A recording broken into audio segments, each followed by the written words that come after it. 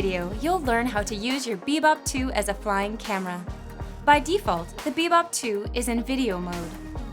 In this mode, the drone starts recording as soon as it takes off. Press on the Rec button to stop recording. The Bebop 2 records in 1080p at 30 frames per second. By moving your drone in space, you can create smooth traveling. Forward, backward, sideways. You can also make elevations. The yaw of the drone also allows you to shoot panoramic rotations.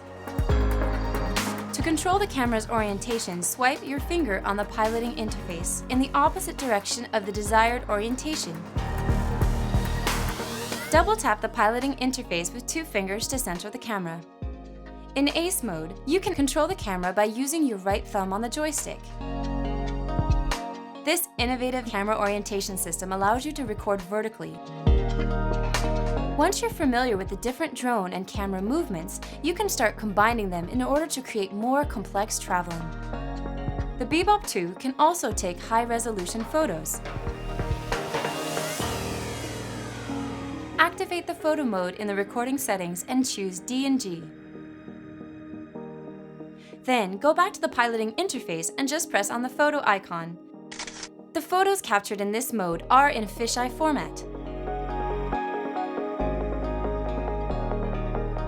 You can edit them using editing software in order to get pro-level shots.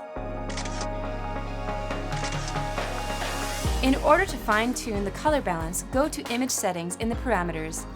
To increase or reduce the exposure, slide the cursor located on the left vertical bar.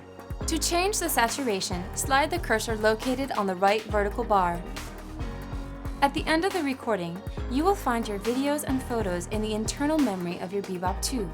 Select the videos and photos you wish to download, and click on Transfer. You can also retrieve or erase your videos and photos by connecting your Bebop 2 to your computer using the micro USB cable provided. In order to do so, the battery of the Bebop must be inserted and the drone turned on.